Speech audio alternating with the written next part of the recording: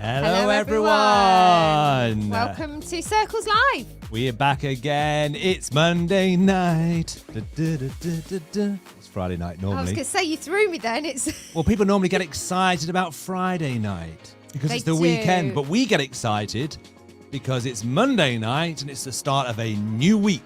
It is. And it's true. A lot of people think that you need like coffee to get through Monday. You just need Circles Live to get through Monday. We are here. Well, we're not here just to get you through Monday, but we're here to inspire you for the week ahead because we are everyday champions. Yep. Not just Sunday champions and not even just Monday champions. Exactly, which is very, very, very exciting. Absolutely. Everyday champions. Well, it's good to see those of you that are joining us live right now. I can see Margaret. I can see Sue. I can see Regina. I can see Mark. I can see Linwin. I can see Lorraine. We can see lots of people joining us right now. YouTube, Facebook, wherever you are watching this live, you can comment right now and you can also send us a WhatsApp. Have you got the number? There it is. Do you want to do the number? I do. I like this part. Yeah, you love that. I feel like I'm presenting. I've got to wait for it to come back across. Here we go. You can text us on 07562 771 030 and let us know your answers to the question. You can just comment, whatever you want to do. If you've got a specific question, that's really good. If you want to send in some questions along the lines of what we're talking about, then feel free to send that through to the WhatsApp because we will answer it hopefully for you. I've got it right in front of me, so you can just say hi if you want. And of course, we do have specific questions, and the question we're looking at tonight is, does your life reflect your mission? Is it a priority or just a part of your life? So you can guess the topic because tonight, of course, we are talking about moving from believers to builders, which is what we talk about. Absolutely, it's what we've been talking about for the last few sessions. And it's interesting, actually, because it helps me in my everyday life, being an everyday champion. You know, how do I go from being just a believer to a builder for the kingdom of God? And it helps me think along those lines as well, going from good to great. Absolutely. It's that shift that we want to make because the discipleship journey is all about making those shifts and those movements. The Bible talks about going from one degree of glory to another. So change, which has been one of the subjects we've looked at recently, is a part of the journey. It's a journey of transformation. And so we're talking about mission this evening, and so do start to put in some answers or even questions or statements right now to that question. Does your life reflect your mission? You may say, I don't even know what my mission is. That's okay. Put that in the chat column. Let us know that you struggle maybe to even articulate what your mission is. Or maybe you say, well, maybe I'm too young or too old. Maybe these are the things that you've said to yourself. Let's just be brutally honest because your honesty will help somebody else, won't it? Yeah, and so we really, really want you to put your answers up in the chat column, or like we said, send it through on WhatsApp, and that's why you'll see me looking down occasionally. I'm looking to see what comments I can throw up onto the screen. So it's important, please answer the question, because like Gareth just said, your answer could help somebody else, especially sometimes you can answer and feel that you're very much by yourself or nobody else feels like that. And suddenly you come into an environment like this and you realise, hang on, we're all in this together. I'm not going to sing the High School Musical song, we're all in this together, but that's the soundtrack in the back of my mind at the moment. We're all in this together. We're all on different stages of the journey, but we're all in it together. So it's important that we join in by giving our comments, giving our thoughts, and maybe we can throw a few of those up and share them. Yeah. Is that music? All in this together. Nobody knows the rest of the words. Yeah, we're all in this together. High School Musical. Or as my kids used to call it, High School Musical. High School Musical. High School Musical, love Daddy. That. High School Musical. I used to use them as an excuse to watch it. So there we go. Look at that. We reminisced last Monday, so we must not reminisce tonight because reminiscing is a sign of that you're getting older. But listen, one of the things that I'm really conscious of right now, because we're talking about mission, and one of Leanne's missions right now is about making sure that our dog is healthy and strong. And she accidentally yesterday, well, she thought she fed him a mince pie. Now, you may be thinking right now. Saturday, that was actually. Or was that Saturday? Yeah, you were a day late. Yeah. You thought you fed him a mince Not pie. mince pie. I was eating a mince pie Which, because it's I mean, not too early ever for a mince pie. Is it too early? No. Let us know in the chat column who thinks it's too early to be eating mince pies. Yes or no? Quick, let's have a quick fire round. Let's get your fingers moving in the comments section right now. Come on, yes or no? Quick, Mince let's have as many as possible. pies. Mince pies, yes or no, right now? Mince pies are 100% legal from October the 1st. Anyway, so I was eating one because I bought some, and he ate like about that much of the pastry. Because obviously if you have dogs, they're not supposed to eat raisins or anything like that because that actually is toxic. But it didn't have a raisin. It just had like a little bit of the mincemeat, whatever. And I was terrified that I'd actually poisoned him. Thankfully, we're 2 days later and he seems okay. Well, that wasn't the only thing. I mean, he not only went and ate mince pie, he also went and drank a bottle of invisible ink. I mean, right now he's down at the vet's waiting to be seen. Where's your wah, wah, wah, wah sound? I haven't got it to hand. I'll do it for you. That was terrible. And can I just say, he did not eat a mince pie. He ate that much of the crust. Just stop, because it's making me feel bad. Well, Paul says, Margaret says, too early. No, Margaret, come on, we were friends. Paul, dirty, horrible things. I'm hoping he's talking about the mince pies. And not me. I'm hoping, the Paul, that's dog. not a comment about us. It's not those two again, those dirty, horrible things. Lorraine Prothero. Let's put Lorraine. There she is. Look. No, never too early. Mwah. Love Never you, too Lorraine. early. Glory can't make her mind up. Yes and no. Brilliant. And Look, see my dad there, Ian Hicks. No, never too early. Everyone's saying it's fine. we don't know whose daughter she is. Of course, you have indoctrinated her. There you go, Linwen. We've eaten loads of mince pies already. That's why there was a shortage in Asda. And Mark, if you spin it around, it cannot be too twirly. That's it. Very clever, Mark. Very clever. Look at that. I think he's. That was a better joke. Bring Mark in. Bring Mark in. He'll sort us out with the jokes. So I think we can safely say that people are behind you this evening, saying, "Oh no, there's a few people saying too early, but majority saying." Even if look, see, Bethan said she's not a fan of mince pies, but it's never too early for Christmas. So no, it's not too early. It's perfect. Absolutely. Perfect timing. Absolutely. So we are talking about mission this evening, and we're talking about going from being believers to builders. And the whole idea here, Leanne, is, again, let me just reiterate, because I don't want people to get the wrong idea. We're not saying to be a believer is bad. No, believe is good. Obviously, we want people to believe. You've got to start there. And be believers. That's the whole point. We are believers. But it's about moving forward, like you were talking about, going from one degree of glory to another. And in this whole journey of discipleship, it's no good if we're just staying at the same place. We will not just stay the same. We will go backwards, actually. There's no such thing as staying the same. And it's important as disciples that we are learning, that we are growing, that we're moving on, moving forward, that we're learning more about God. And when we learn more about Him, we learn more about ourselves, our weaknesses, our frailties, our gifts, our talents, all of that, so that we can become builders for the kingdom of God. Absolutely. And so when we look at the shift then from being a believer to a builder in regards to mission, okay, this is what we see the shift as. A believer has an awareness that there is a mission. A builder, however, prioritizes the mission. So everybody starts off by being aware, and I think most people who have heard even just of the stories of Jesus knows, well, he had disciples, and of course anybody who has disciples is a teacher, and of course he had a commission. He sent them into all the world, and so there's clearly a mission, but maybe they haven't made that shift yet to understanding how that lands in my life. Like, what does that actually mean for my day-to-day existence? Like, knowing that there is a mission, there has been a mission, there is a mission is one thing, but actually applying it, and then I guess there's a step even before prioritizing it, applying it and then prioritizing it is another shift. And we in this conversation want to help those of you who are listening now live, but also back, to be able to take this into your circles, into your coaching conversations,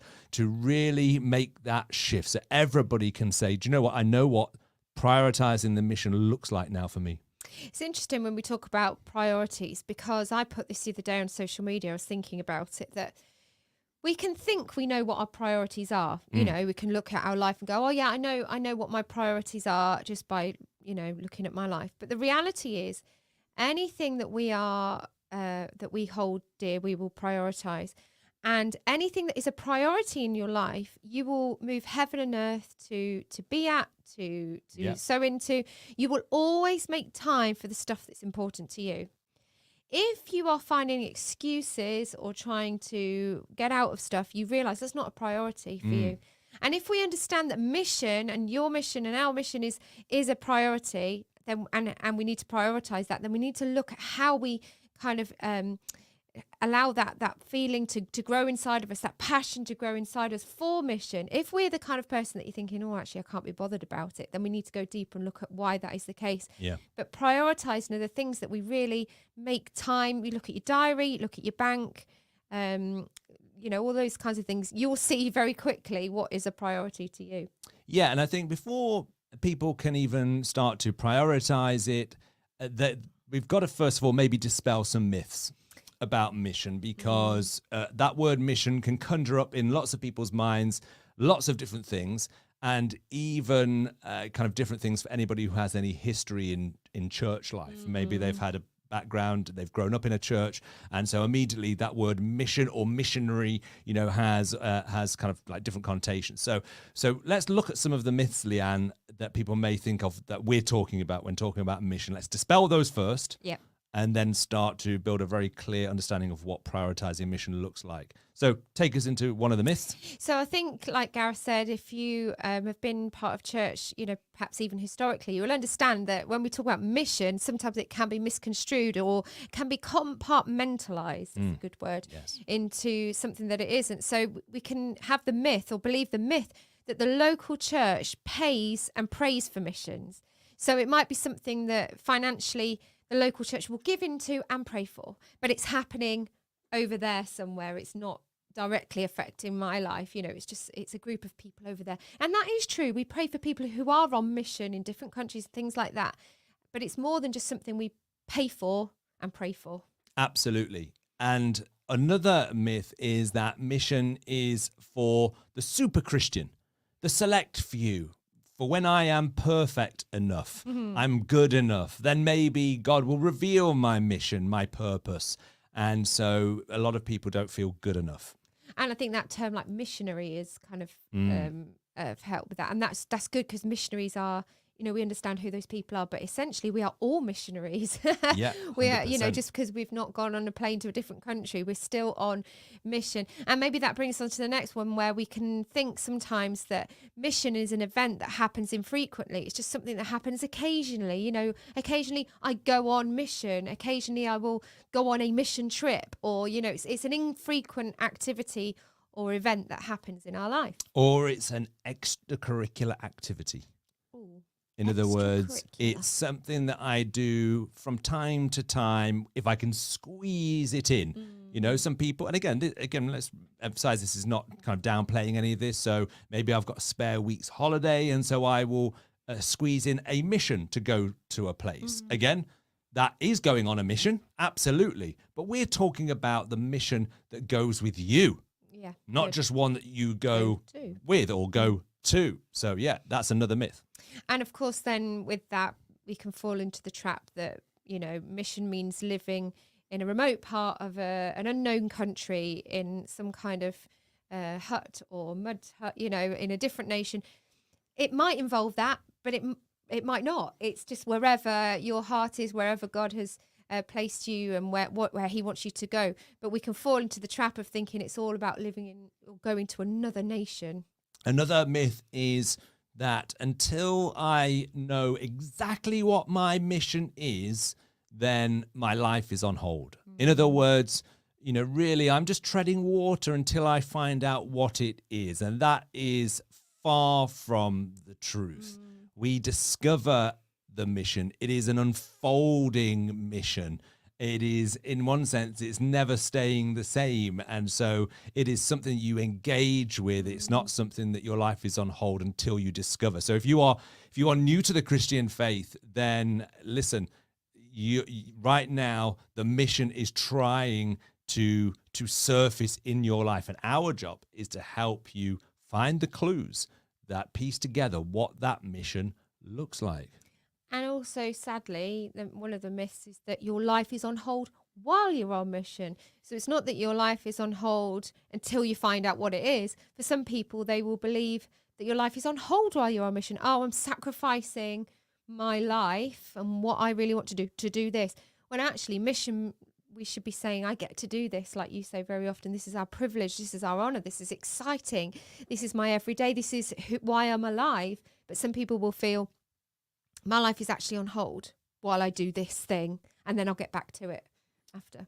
Absolutely. So it's a journey of discovery. Even when you see the films with Tom Cruise, Mission Impossible. I've never seen a single Mission Impossible. Never? No, I don't even know what they're about, other than obviously it's an impossible mission. Because the title kind of gives that away. And it's shocking because I will watch any film, but no, it's never. It's brilliant as you see things, and there's always twists and turns that you never understand. I mean, I've got my own kind of investigation going on right now because somebody keeps adding soil to my back garden. Constantly adding, so every time I go out there, there's more soil being added. I mean, the plot thickens. Please get that button back. The plot thickens. Terrible. Anyway, that's my mission. My mission is to find better jokes. Yes, it is. But listen, maybe we're gonna have a little break, and we've got a little break tonight. Ooh.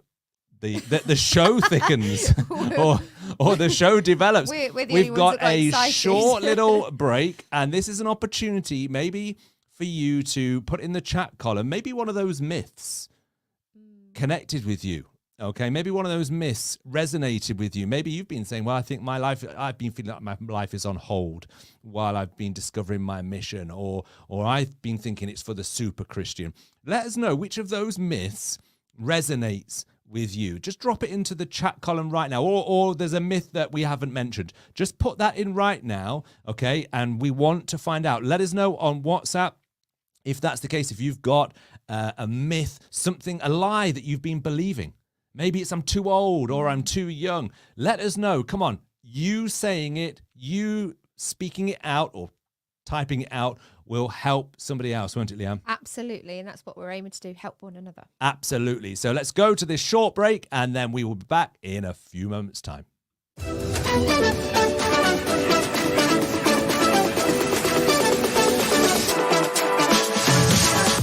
Here at Everyday Champions, we are committed to having courageous conversations so that as you move along your discipleship journey, you become more like Jesus and have tools in your hands for the mission that he has given you. Every week, we have conversations that unpack big questions to help us along our journey. Make sure that you join us or watch the conversations that we have on this YouTube channel to help you on your journey. Let's have a little look at the conversation from this week.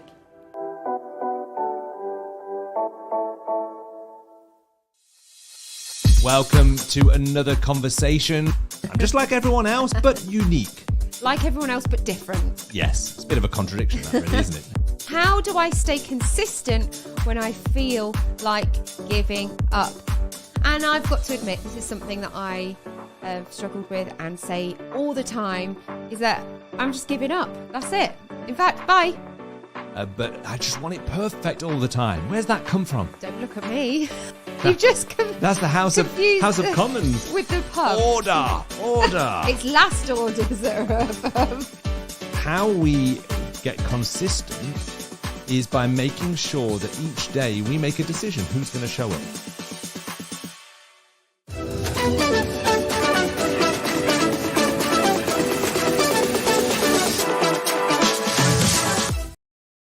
Okay, so a little bit of a interval there. Did you That's like the good. little interval? Little advert. Little advert. We'll eventually get the sponsored one from the big brand names, but right now we just don't need them. We're batting them off. Absolutely. So let's look at some of these myths, Leanne. Some of the things that people have been putting in the chat column. Because before we jump into them, is there a myth there maybe that you or I have believed? Is there one that you? I think for a long time, I believed that mission was something that you did infrequently. It was something that you went to, without. Obviously, I understood the backdrop of my life, but I thought it was just something special that you do infrequently. And as time has gone on, I've realised my whole life is a mission. And actually, someone put that on. We had a WhatsApp message through and said, "My mission is my life." It's everything. That they don't think that was Rosie had put that. Absolutely. And I would say exactly the same, is that it's that separation from the day to day. I don't think for me it's necessarily been a conscious thing. I think it's been a subconscious thing. It's like, this is just an ordinary day. This is just a normal day. Whereas there is no such thing as an ordinary day on mission. It may feel ordinary. Yeah. And that's the key, isn't it? These days can feel ordinary, but it's the reminder that I am on mission that turns the lens of my belief from seeing something as bog standard common to actually, this is an extraordinary opportunity to make an impact. And we've got some comments here. Selena. The myth is I'm not good enough. And that's actually quite a common one, I would say. And also, I think somebody else Bethan put something up very similar. There, my mission myth is that I'm not qualified enough. So not good enough, not qualified. It's like we're just not quite there. One of those myths that my life is on hold until I get to that point, and then I will be on mission. Like we've got to be some kind of super Christian. Yeah, absolutely. Another one, Margaret, myth, calling to go abroad. I mean, I'm willing to be called to a hot country right now if that's where my mission is. Send me. No, I know, but I get that that's what people think, that it is somewhere abroad, or it's got to be, dropping everything in this country and going to another country, and it might be that for some people. Absolutely, absolutely, but it's not that for everyone. Otherwise, we'd all be leaving and going abroad. Oh, totally. From Facebook, Simon said that you need a vision for mission. And that's interesting, isn't it? Because I think a lot of people get confused between those statements of vision and mission. And again, sometimes we think, have you got a vision? It sounds like this big ethereal picture. And we touched on this, in fact, in the conversation on Sunday, didn't we? Yeah, that actually vision is the improvement in tomorrow that I'm moving towards. Yeah. It doesn't have to be this grandioso picture. It's what is the improvement I'm moving towards. And mission is what I'm going to work on today to get me there. Yeah, good. So you're absolutely right, Simon. Sometimes people can get confused with those terms and words, and it becomes this huge thing, almost unobtainable. But the reality is everybody can and has got a vision in them, and our mission is to go to work on that improvement each day to make a better tomorrow. Good. Got a couple more here. We've got more. Erin said, my mission myth is I will fail at what I want to do and never be able to fulfill the mission that I envision. Again, that's a kind of form of I'm not good enough, but it's that fear of failure. What if I launch out and do it and actually it doesn't end up working out? And I can see here that I'd believed in the past that mission applied to people with a calling to serve God in a foreign land, but my mission now is to serve others each day in a small way, similar to what I was saying, that it's something you do occasionally, you go on mission or whatever, but now it's that realization, it's serving others every single day. And I think so many people put off mission because they don't tie the small actions to the big picture. So, I love the fact that we need to find out what are the small things that we can do each day, because you don't neglect the details. You work on the small things and it connects to a bigger picture. And of course, that might not just be you on your own, but as part of a collective group. Yeah, and that's, Zoe said something similar, something that's big out of reach, but actually it can be something small in the day-to-day. That's where it starts. And it actually ends up being something big, but we don't realize it. Again, I can't identify my mission Mark saying. I don't know if that's a statement or if that's something it's that's a myth, but either way, you can identify it and hopefully we're going to help you see And that's it. how to do that. We need, and I love that, because the truth is we all need help. I help people with vision and mission, but I need help in clarifying vision and mission, because we can all get lost in our own internal conversation, thoughts and ideas. And that's what coaching is. Coaching is asking questions to draw it out of you.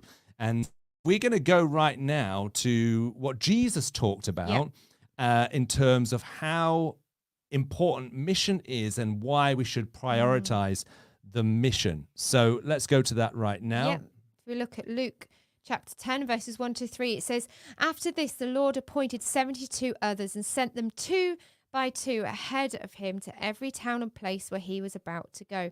He told them," and these are the key words, "The harvest is plentiful, but the workers are few. Ask the Lord of the harvest, therefore, to send out the workers into his harvest field. Go, I'm sending you out like lambs among wolves." Yeah, I love that. And I think what's really important here, and we're going to draw a number of things out of here, is that Jesus is identifying a problem 2,000 years ago that is still a problem today. In other words, the harvest, and we'll talk about what that is in a moment, but the vision, okay, what is in the future, it is waiting to be seized. It is waiting to happen. But the problem is there aren't the people to go to work on the mission to bring that future about. I think sometimes we can believe the opposite is true. That actually, there's all of these Christians, all of these believers, but there's just nobody who wants to know.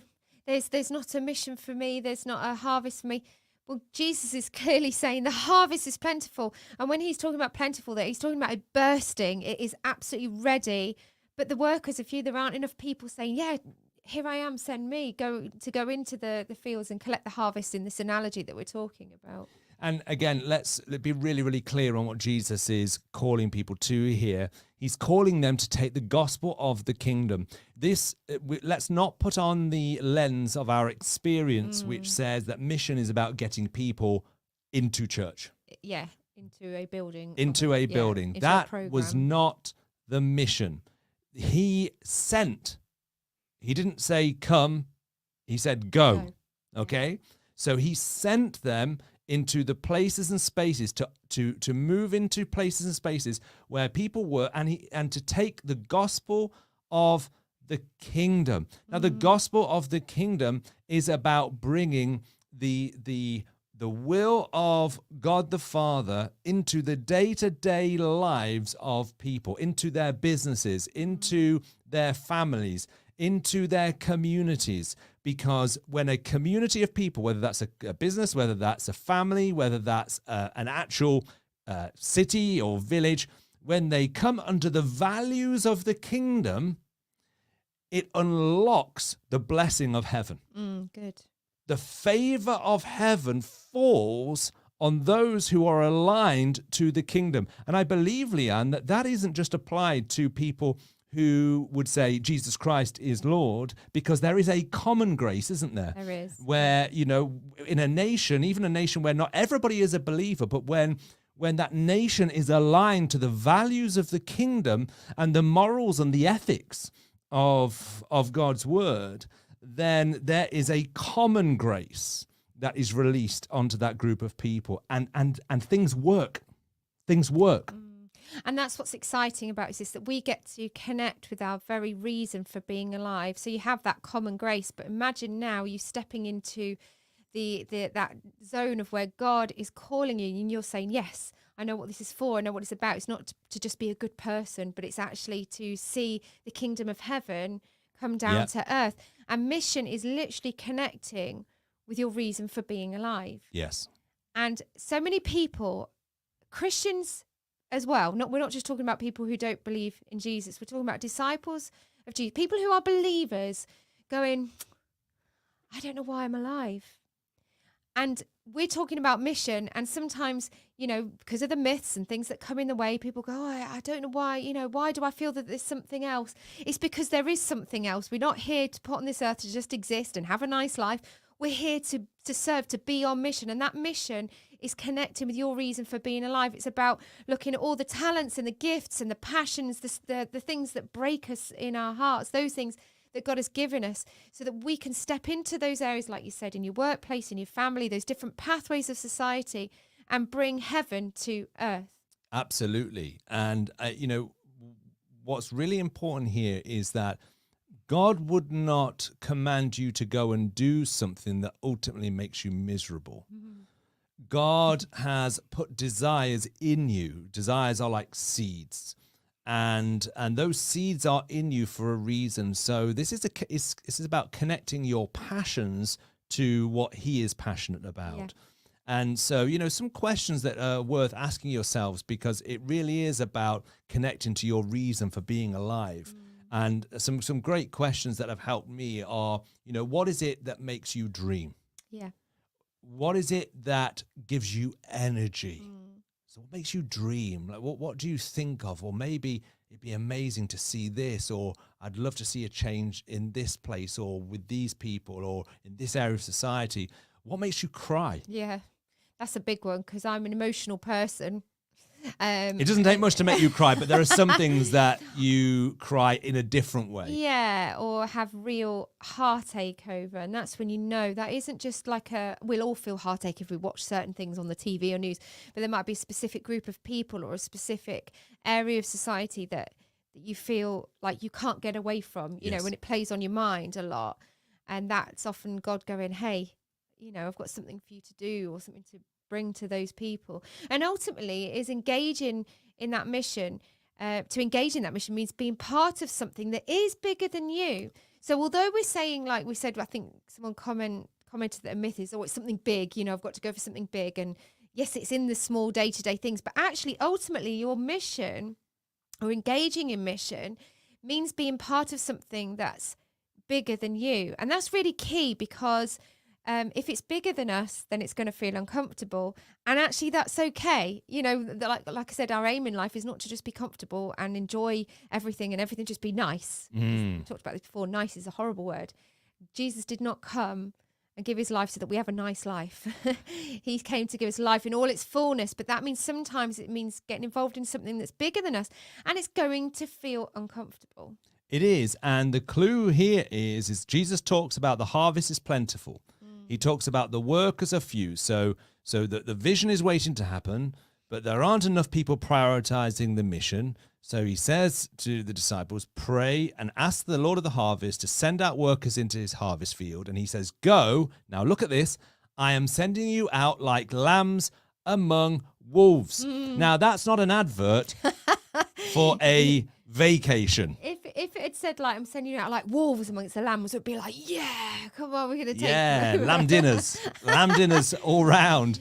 But it's the other way round. It's the other way like round. Lambs among wolves, where it's going to feel dangerous. It's going to feel like you're vulnerable. It's going to feel like you're exposed. It's going to feel uncomfortable. It's going to feel unsafe at times, but it doesn't mean it's going to be unsafe. It just means that it's going to feel uncomfortable. Absolutely. And when Jesus talks about creating that discomfort, what we've got to understand is this, is that lots of people want to feel fulfilled. They don't like feeling unfulfilled. We don't like feeling unfulfilled. I hate it if I feel that I'm missing out what I'm alive for. In fact, that's probably one of my greatest irritations in my day-to-day, is that I feel like I'm not fulfilled enough or doing enough, even though I am doing stuff. It's that drive to be fulfilled. And I think what Jesus here is saying, it's a clear distinction, and it's the distinction from being a believer to a builder here, is that if you want to be fulfilled, you've got to be willing to be uncomfortable. However, if you're not prepared to be uncomfortable and you want to stay comfortable, then you've got to be prepared to remain unfulfilled. Okay? So make your choice. Am I willing to be uncomfortable and fulfilled? They're two sides of the same coin. Or am I going to accept, well, I want comfort, therefore I'm just going to have to remain unfulfilled. And sometimes I think because we don't want to remain unfulfilled, we just become busy and we just fill our time so that it looks like we're on mission and we've got our hands busy. But actually, being on mission is not just about occupying ourselves. It's not just about filling our time and our diary. So, oh, look how good I've been. I've done this, that, and the other.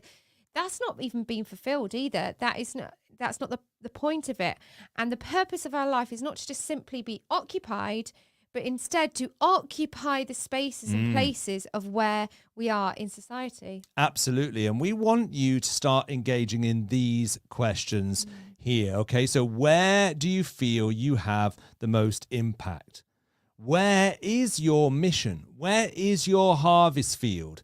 So let's start to have the conversation that will start to allow those seeds, those desires that God has put in you to start to surface. But also, as Leanne said, this is part of a bigger picture. You see, it's not just a solo mission, it's a co-mission. It's a co-mission with God and his church. And so you can't have this conversation alone. In fact, having it alone, you will only get some of the clues. This is a collaboration. In other words, we need to be talking about it constantly. And we're getting you to start talking about it now in circles, but we are going to be talking imminently wider to the church about how we are going to create an immersive conversation around mission. And let me give you a warning right now. This is going to completely turn our church inside out. Oh, I like that though. I like that because we talk about living inside out, but actually when you turn something inside out and we talk about turning things inside out, it means becoming uncomfortable. You know, we talk about, oh, it turned it inside out. Actually, it's uncomfortable, but it's about realigning ourselves to the right way of living, being, doing, all of those things. Because I think what we have done for a long time, and this, I'm only speaking about ourselves now, this is not talking or, pointing the finger at anybody else, ourselves, we've tried to work and create a mission that is outside in. Bring the people from the outside to the inside. But the kingdom mission is inside out. The life transformation is inside out, but the mission is inside out. And we're going to unpack this more. So we're going to leave that hanging there. But you can start to be part of this transformation by engaging in these questions in your circles. And again, if you're not in a circle, just get with some people and create a circle. Okay. And you can have these conversations with people. You can even have these conversations with people who are not yet Christians, because let's face it, people want a purpose and a mission. And a great way of introducing our faith is to talk about impact. What is your purpose? And because ultimately, it starts to look at the bigger questions in life. So why don't you start asking these questions to people who don't know Jesus yet? It's a fascinating conversation, isn't it, Leanne? I remember a few years ago now, some friends that, that are not Christians would say to me, oh, you lead a really exciting life, don't you? And I remember thinking, I don't really. But what I missed was they were looking at, stuff on social media or whatever, just because they knew me. And what they were articulating was not that I live an exciting life, although, my life's great. It was that they were like, you're always on with something new. You're always on with something exciting. Because I love sharing on social media what we're doing as a church, what we're doing as a family, because I want not just to go, oh, look what I'm doing, but to say to people, hey, when you're on mission, when you're a disciple of Jesus Christ, life is exciting. Now, sometimes it can be scary and sometimes it can feel daunting. And there are good days and bad days like everybody else. It's not like we're living on a mountaintop all the time. In fact, probably more times than not, I'm living in the valley. But that is where it really happens. Yeah. And I welcome people saying to me, oh, your life is always busy or it's always exciting. I mean, I do have days when it's not. But I want people to see that actually life with Christ, being a builder of the kingdom of God, means that there is always something exciting to be involved in. There's things to be getting on with. There is, because there's more in you than you think. And we say all the time, but we absolutely mean it, don't we, Leanne? Absolutely. There is more in us than we There realize. is. And so listen, I hope our conversation has set you up for a great conversation in your circles. And of course, we are going to be back next Monday night, and we are going to keep this conversation going. There's so much more to come on this conversation of mission. It's not going away. It's not just a one-off. Engage in the journey right now. Remember, today and every day, you are a champion, and there's more in you than you think. Take care. See you soon.